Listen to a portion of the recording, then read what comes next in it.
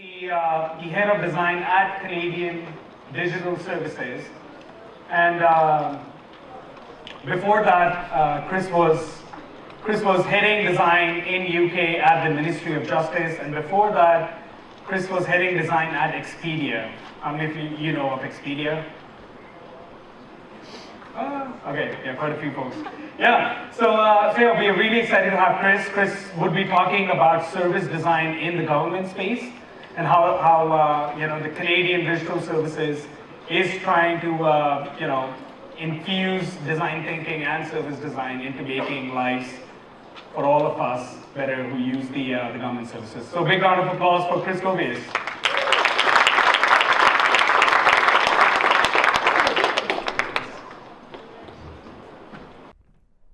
Hello. Hi, Toronto. It is awesome to be here. I'm Chris Govias, and it's exciting and wonderful. I want to give a big shout out to Preet and, of course, all the volunteers, our AV crew. Thank you so much for doing this tonight. So, yeah, I want to talk to you about a bunch of different things tonight, but I want to say this first because, of course, I love this city, and I'm not just pandering to you. The reality is I lived here back in 2004 to 2007, and I got to do a lot of really interesting things and projects that I feel actually contributed to the fabric of the city. So I got to work on the Roy Thompson Hall and Massey Hall account. That was back in the day, 06, 07. I also did 05, 06, and I also worked on the Film Fest extensively for 2 years running. It was amazing. The year we did this, we also did a Midnight Madness poster, and it's actually my terrifying arm coming out of the ground to be a zombie arm. So, you know, I've immortalized like that in Toronto as well. And I worked extensively on the Canadian Opera Company account. My work is actually still up in the Opera House, which is like a wonderful privilege. But I also designed this crazy invitation for the grand opening of the Opera House. It's a pop-up. It has foil stamping and felt. It's a crazy piece of print design. And it's funny because I actually started in a tech research lab in Alberta. And when I came to Toronto, I thought, oh, I'm going to do that. And instead, I learned all these other random skills. This actually went out to 300, only 300 of Toronto's elite. Needless to say, I did not get one in the mail. But it was kind of a really interesting insight into Toronto as a city. And I've realized since that the community here has changed and grown so much, and it's really exciting. And then in 2007, because of love and adventures, I moved to the United Kingdom just as we were hitting the worst recession and the global crisis. So that was great because, of course, the exchange rate was against me. But I landed on my feet. I got into technology right away, which was lovely. It was like coming back home. I started working with startups and Fortune 500 companies doing really interesting stuff. Everything from like how to get newspapers printed to like Internet of Things before that was really the terminology being used. And I wound up leading design at Expedia for a few years. And this was an incredible opportunity to see a company that's literally 10,000 full-time employees worldwide, how they operate, and actually what agile looks like at scale. And spoiler alert, it's not always that agile. Anyway, after Expedia, I kept having people come up to me and say, look, Chris, these are people I really loved and respected, people much smarter than me, saying, you know what, government's doing incredible stuff. You should check it out. And I was like, government, it is not cool. Except I talked to someone tonight. I can't see where he is in the audience. And he actually said government was cool. So shout out to that guy. Anyway, I had been asked to join government 3 times. And finally, I was just like, all right, fuck it. I'm in. And I ended up being the head of design for the Ministry of Justice. And I'm not joking. This was one of the best jobs I've ever had. I had a team of 20 designers. 4 of them were remote up in Sheffield in the north, for those of you who know your UK geography. And the rest of us were in London, like properly Westminster, heart of government. And it was incredible because we tackled the biggest design problems you can imagine, service design problems. And I'm going to talk about that today. And after 10 years in the United Kingdom, I actually came back to Canada only just recently. And instead of landing in my favorite city, which is Toronto, I ended up in Ottawa, where I'm now the Chief of Design for the Canadian Digital Service. And this is a new initiative from the Government of Canada. We've only been around since July, but our mission and our mandate is to make government services simple and easy to use for all Canadians. Doesn't matter where you are. You could be north of 60 degrees latitude. You could be in a remote area. Our goal is to make it better for you. And there's been a lot of success around this in the past. The Ministry of Justice was doing it in the UK, thanks to the Government Digital Service, GDS. 18F and USDS in the United States were doing it too. digital transformation office in Australia. I could go on, but digital government's a real thing, and it's exciting. So here's the title of my talk. It's Where Are All the Designers? And actually, there's 200 here, so I'm delighted about that. But specifically, where are all the government designers? Because here's the thing. When you look around in government, and if you look at a government website, you would be excused for thinking there are no designers in government. And I'm probably going to get in trouble for that, but I'm saying it anyway. The reality is, design in government is a very narrow definition. People think about design, and they think, oh, well, design, that means graphic design. There's no such thing as, service design in government yet. That's very much a new term. And there is some UX. You'll find a UX practitioner behind a wall somewhere, toiling away in isolation. But it's not really user-centered design. It's more about usability testing, time on site, goals, measuring performance, and can people find the things they want? So it's not great. There's not a lot of user-centered design, unfortunately. Once in a while, though, you'll find client experience teams, 4 or 5 designers who have found each other and are like, oh, I missed you so much, and we're going to work together, and we're actually going to do some client experience. But this is a really weird thing, and I hate the term client experience when it applies to government, and I'm going to tell you why. Because when you interact with the government, when you have to use it, you don't get a choice. It's only the government that can provide these services. You can't get a passport cheaper, faster, and easier from Crazy Don's passport warehouse. That doesn't exist. We have to go through the government, and the government, frankly, sucks at delivering these services. You end up downloading a PDF. If you're lucky, you get to fill it out on your computer with a lot of complication, and then you have to print it out, mail it, send it to Gatineau, and then it eventually comes back, and your passport photos might have been rejected. It's just, honestly, it's a nightmare. So I really want to think about doing user-centered design in government, and that's really what the basis of service design is. It's about thinking about your users first, and we all know this. We're all designers. That's what we want to do. But let me define service design properly, and like most things, it's actually easier to define what it's not. So service design isn't just double diamonds. It's not affinity diagrams. It's certainly not Post-it notes. It's the design of services. All those things I mentioned, and things like stakeholder workshops and mapping exercises, those are great toolkits, but if you're bundling it all up and then you just make a beautiful PDF that you hand off to your client, that's not actually service design. You've just provided some beautiful recommendations, and frankly, that's bullshit. As designers, we can do better. So I think service design, most importantly, is about delivery. You actually have to make something. You actually have to try and tackle that service. And this is something that's always been on my mind, because when I worked for things like the Toronto International Film Festival, I got to work on this much of the problem. And I was always like, well, what would the ticketing system look like? And what would the experience once you came into the theater feel like? And how could we actually design everything and make the red carpet feel available for everyone? That's what service design is really about. It's about that end-to-end experience, not just the tiny segment. So I want to talk a little bit about service design in the UK and some of the wins we had there. That team of 16 people I had, the 4 who were up in Sheffield for 20, they did incredible stuff. They did things like how to send money to someone in prison. It used to cost 18 Great British pounds to send 100 pounds to someone in prison, which meant you went to the post office, you bought a postal order, you got insurance for it, you got charged for it, then there was a charge for the insurance, then you had to post it, then you had to pay for insurance when you posted, and it was just like a nightmare of charges. Our team found a way to simplify it with users at the heart so that it cost nothing. And this meant that for some people who were sending money, we had one mother who was sending money to her boys in prison. It meant that every month she could send money to both, as opposed to just choosing one son to send money to. And that's when you know you've actually made a difference. But there's other things, like what about getting help paying court and tribunal fees? The reality is, if you're vulnerable, if you're poor, going to court is an incredibly difficult thing. And a fair and equitable society is one where everybody has access to justice. So we developed a way to reduce the number of paper forms. We simplified all the fields dramatically.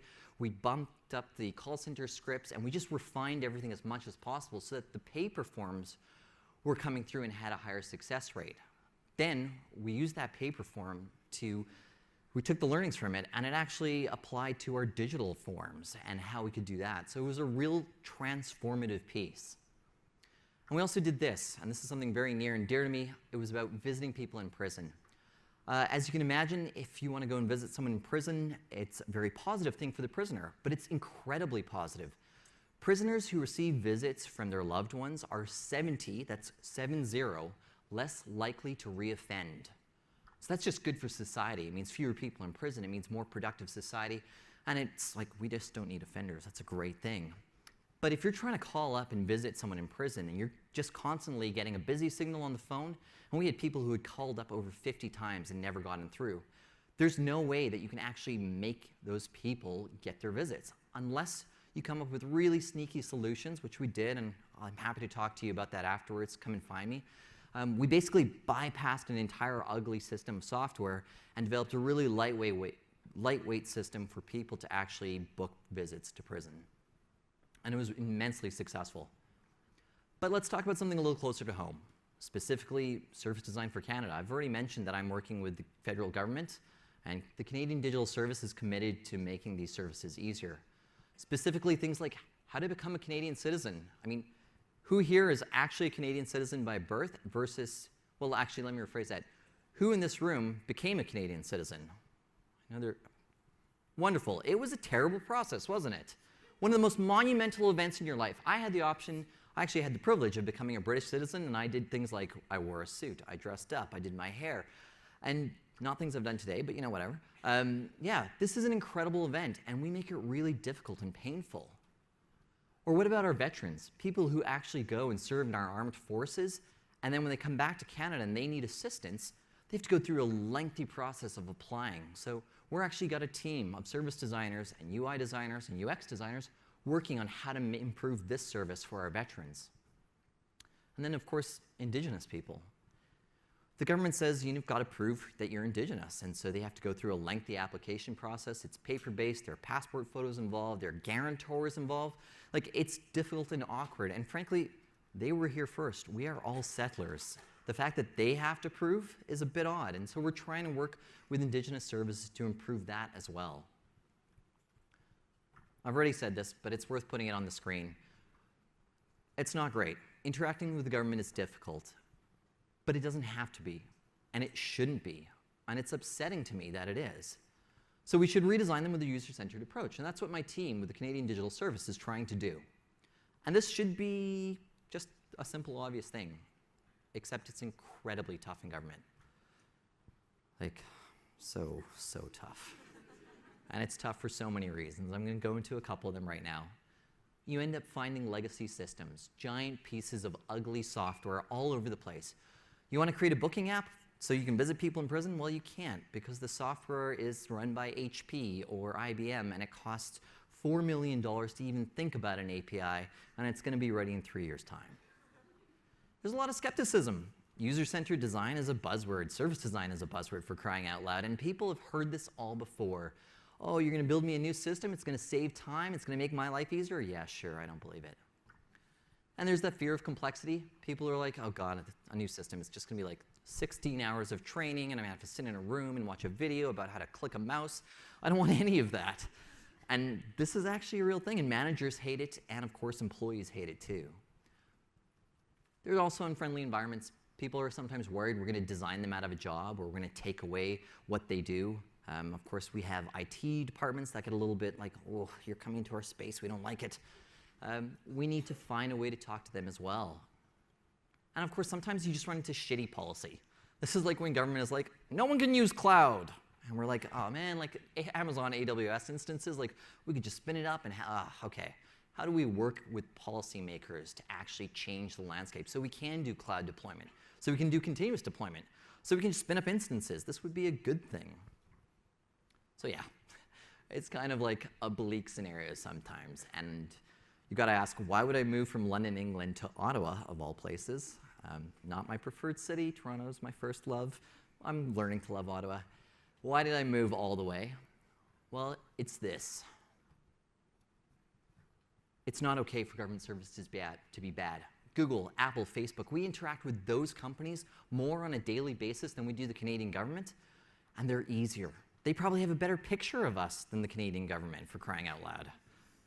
That's not okay. We should be simple. Why is it hard to get things done? What are we going to do? Like, hope that our kids in 30 years' time are like, oh, I'm going to go backpacking around Europe. I just print off this PDF, and then ballpoint pen, and then into the mail, and then it goes to Quebec, and eventually it comes back to... No! Fuck that! We should be holding government to account. You should be holding me to account. If things aren't better in here, be like, Chris, you fucked up, man. The reality is we've got to fix this because no one else is coming. I'm amazed when I talk to designers these days that everyone in this room, and like I was at the UXPA panel on Monday, people want to make a difference. This is so different from designers I've met in San Francisco who are like, oh, we're going to revolutionize a thing, we're going to disrupt it, and we're going to be millionaires. And I'm like, okay, that's great, like, cool. But when I talk to Canadian designers, they're like, yeah, I'm really interested in working on something that means something. Well, this means a lot. The impact here is all across Canada, a country with too much geography, and we're going to tackle all of it. Because, yeah, no one else is coming. And it's up to us. What are we going to do? Wait for the next generation to fix things? Hope that like the people who have been in government 20 years are going to fix things? No. Those people are broken and beaten down. They're doing their best, but it's hard. I talked about how hard it is. We've got to do this. It's our time. It's our government. And frankly, I think everyone in this room, I would encourage you, join up and serve in the Canadian Digital Service. We're not looking for lifers. We don't want you to come and do 10 years and hope for the pension one day. No. We want you to come and do a little bit of work. We want you to come and do good things just for a while. If you're interested in this, please come talk to me. Because the reality is, the Canadian Digital Service, we need you. We really do. And I know you're laughing and you think it's funny, but let me be serious for a moment. It's not just us who needs you. Because Canada needs you.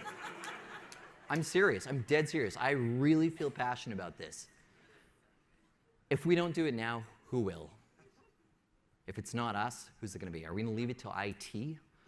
Like, there are plenty of IT failures, so you can read about them in the news. This is on us. If you're interested in making a difference, I would love to talk to you, and I'm happy to talk to you all about service design afterwards, including some like in-depth case studies if you want it. But that's it from me. Thank you so much, DesignX. You are wonderful. Woo!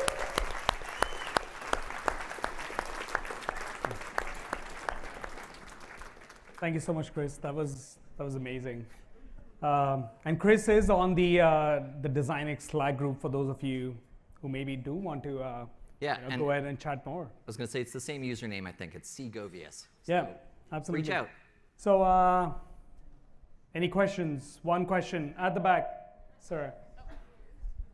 Hi, thank you so much. That was an awesome overview. I'm in here in the back of service design. I'm Angela. I'm actually from the board of Service Design Canada, so amazing. We should contact later. Definitely. I've got to say really quickly, I'm so excited because I've been having meetings with the City of Toronto who are doing some incredible service design initiatives too. So all the connections, please. Yes. So my question for you is, last week at our conference Converge, we had the ladies from City of Toronto talk about how important it is to engage with those frontline service workers who are actually delivering the services. So do you have any feedback around that, working with them? Absolutely. And I want to make a point here. When I talk about users, I'm not talking about the members of the public. I'm not talking about the people on the street. They're definitely part of our user group, but we also need to consider back office staff, frontline staff, call center staff. Some of the work we're doing with Immigration, Refugees, and Citizenship Canada around becoming a Canadian citizen, we've developed a tiny, simple, lightweight solution that's going to make it a lot easier. And when we presented this, IRCC was like, oh yes, this is very good. This is going to solve a problem. We're very excited about this. Great. And then we showed them how that same solution would be able to be used by the call center staff, and they were just like, oh. It was like we'd shown them the inside of the monolith from 2001, and they were like, it's full of stars. Because the reality is, if you're not building a system that can't be used by multiple sets of users, then you're ignoring people. And as the federal government, we're committed to accessibility and inclusion, so we need to pay attention to everyone. So yeah, I believe users are everyone who interacts with that service. Call center staff, frontline staff, people on the street, absolutely everyone. Awesome, thank you. Thank you so much, Chris. Let's have a big round of applause for Chris. Wait, don't go. Oh, I'm sorry, one more over there. Yes, one more question, thanks. Yeah, my name's Enrico. Thank you for the very eye-opening speech, I loved it. Oh, thank you. I think about service design all the time, but I never knew it had a label, so now I know what word to use. I was just wondering, at Canada Digital, do you have a lot of agency? Are you enabled to do the work you need to do?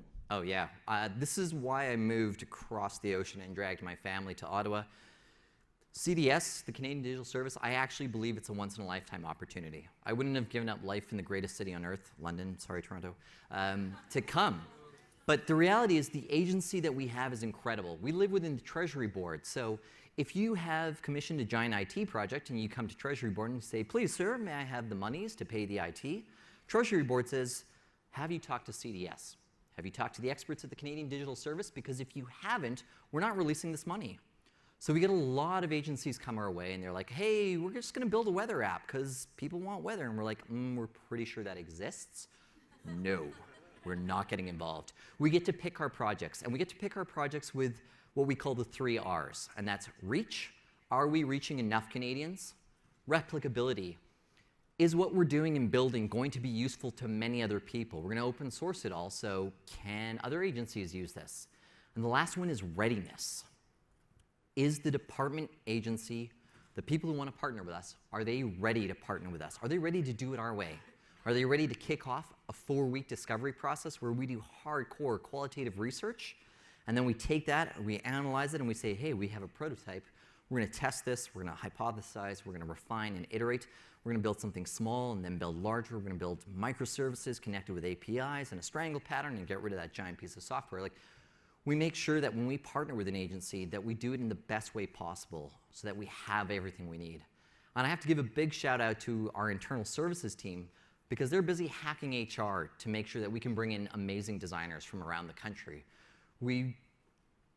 They do all the hard work we don't want to do, and they've made it so that we can get software, like we can get Sketch, we can get InVision, prototyping software, like whatever we want. It's available to us, and that's never been done in government before.